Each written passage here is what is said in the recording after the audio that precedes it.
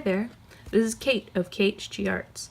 In my last video, I showed you how to work individual bullion knots. And in this one, I'm going to show you how to use that stitch to create these roses. From my Nocturnal Blooms pattern, I've used 3 different colors of floss to give the roses a bit of depth. If you are going to be working on a darker ground fabric, I suggest having some kind of light colored fabric marking pencil or pen on hand just to go over the lines of the pattern as you go. Carbon transfer paper is a great way to transfer to dark fabric, but it can get dusty as you go, so having something to go over the lines with can really help reestablish the pattern if you've brushed over it. Here I've just transferred with an iron-on fabric transfer pen and then gone over a bit just to make it a bit darker for you to see on camera. So let's get started. So the first thing you need to know about working a bullion rose is that you always want to start in the middle of your flower. If you're doing a gradient, you want to start with that darkest color in the middle so you get that depth of tone in the middle. I've gone ahead and put in my first bullion knot here right along one of the 2 middle lines in the Nocturnal Blooms pattern. You can see there's a little blackness right here, and that's that second line. So that's also the second key to working these, is that they're going to be nestled really close together. Just pack them right in there. If it gets difficult to see where the line is next to it, just take your needle and smoosh that over, knowing that they're going to be worked so closely together. That is how you're going to get this nice and tidy finished product here. If you need a refresher on the individual bullion knot, go ahead and just refer to the last video in my feed.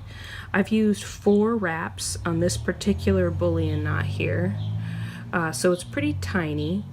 And then I'll meet you back here for the next round. I'll show you how to get these, the curvature that starts with the next round. Here we are on the second round. We're working with our second darkest color, and all of these exact color numbers are pointed out in the Nocturnal Blooms pattern. As you can see here in the finished version, this next round basically forms a triangle around the center. And whatever you have in the center forces these next stitches to really curve around them. So that's really all that is. We work them the same as we would a straight bullion knot. It's all in placement and arrangement. And as you can see, each successive round is also kind of going to cinch what's in the middle to create a more cohesive nested whole. So here we go. I'm going to show you a trick for figuring out just how many wraps you need. I've come up, here's my starting point. This is the line that I'm going to be covering. So this goes down at the tip of the line. Pull through. Come back up at the beginning. Okay. And now I'm wrapping once, twice. Let's see, I might go the other way. Sometimes I find that if you switch the way you're wrapping, that also helps the floss remain a bit more tame. So that's 3 wraps, 4. Let's push those down to the base of the fabric.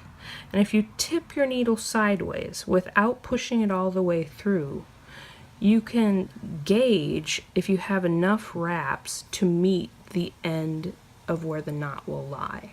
I probably have just enough to meet it, but I really want this to be a plush flower, so I'm going to go up to 6.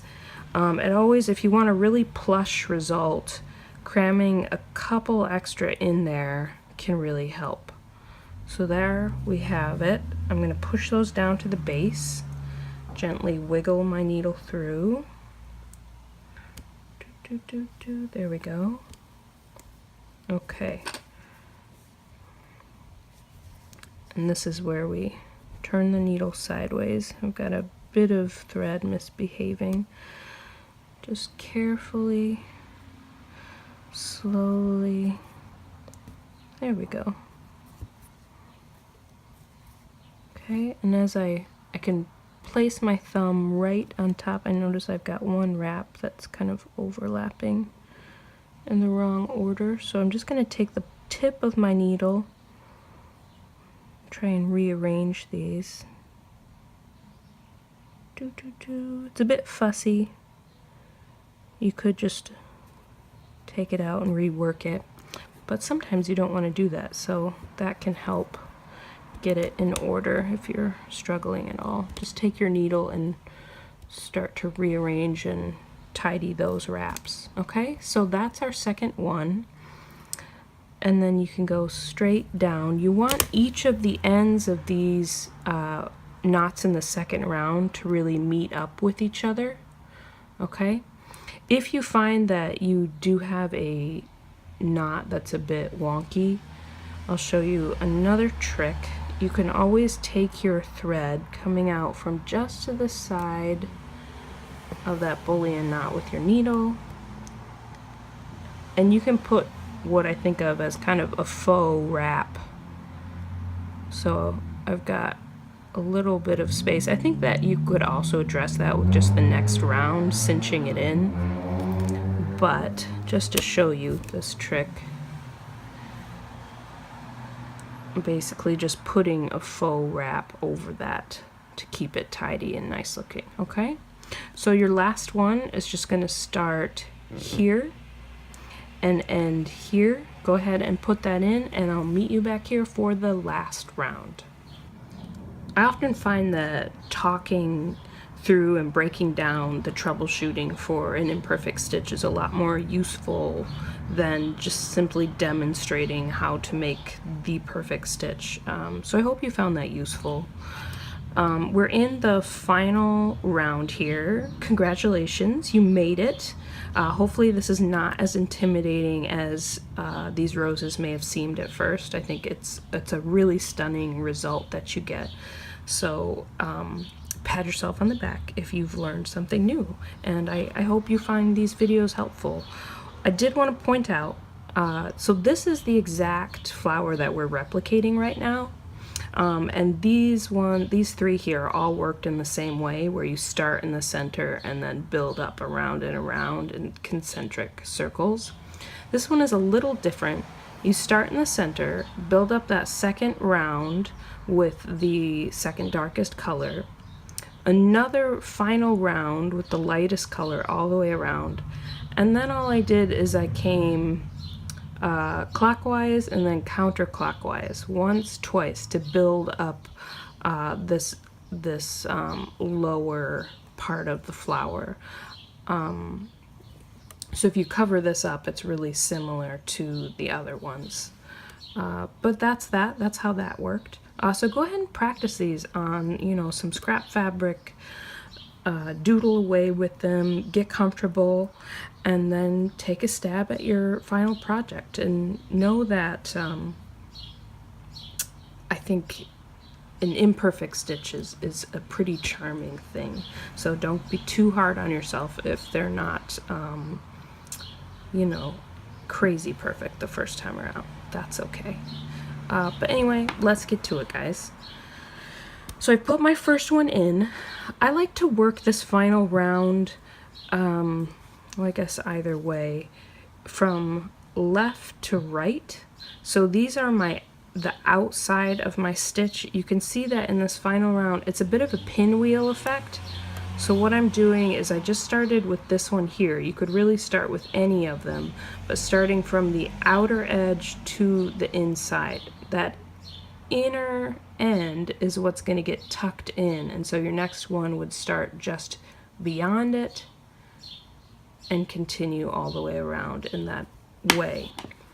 A big thing you want to know about these ones on their final round is there are going to be a lot more wraps. So I'm starting just overlapping the ends of these bullion knots just a little bit. This first one used 12 wraps, okay? So this is where it may get just a little bit trickier in managing the wraps, but I think once you've got the hang of it, it's not going to be that much different from working the others. So up at the beginning of the line, down at the end, what I've already got in the middle is what's going to force this one to take a curve rather than lie straight, okay? So coming up at the beginning, and here are wraps. And we can use that same trick to gauge just how many wraps we're going to need. Let's start with 8. 1, 2, 3, 4, 5, 6, 7, 8. Push those down to the base. Lay the needle sideways. I don't think that's quite enough, so when I do this, I have a little bit of black left. I'm going to go up to 12 just like my last one. 8, 9, 10, 11, 12. Push it all down. Lay it sideways. And again, remember, a little bit more than you need is not a bad thing because that can give it a bit of plushness. I think I am going to take it up to 14 here. Okay, let's try that. So I'm pushing these all down to the base. As I hold those in place with my left hand, I'm going to wiggle that needle through gently, gently. There we go. Okay. Pull all that excess through, and as we do, you can slant those down to the fabric. You can always pinch those wraps down with your thumb, just by setting your thumb over top of it to keep them from getting away. You can even use your nail to hold on to that last wrap, and then take out the last of any tension with your other hand. So I think that's good. Nice number. So 14 on that. I think that's one of the longest stitches in here. And then you continue to finish the same way. Each successive stitch in this last round is going to overlap lengthwise just a bit, so you get that pinwheel effect, okay? So I'm going to finish these and again, meet you back here in a bit. So I've just finished the very last stitch of the last round. It's this one right here. I took the end and nestled it in between the center of the flower and my first stitch. So it just gets crammed in there, okay, to create the very last part of the pinwheel going all around the outer edge.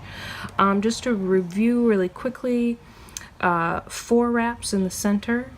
I think this was 6 or 8 wraps on this round. On this final one, here we had 12, 14, 8, I think this was 10 or 12, and this one was another 14.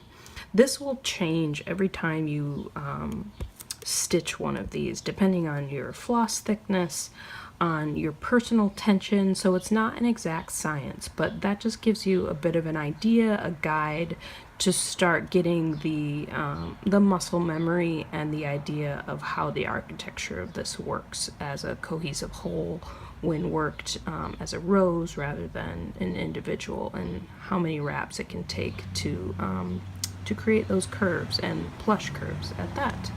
So there you have it. I hope that this has been helpful. Let me know if there's any other stitches you want to see covered. I'm happy to include that in the next video. You can visit KHG Arts for more patterns and tutorials in the Stitch Library series. Thanks for watching.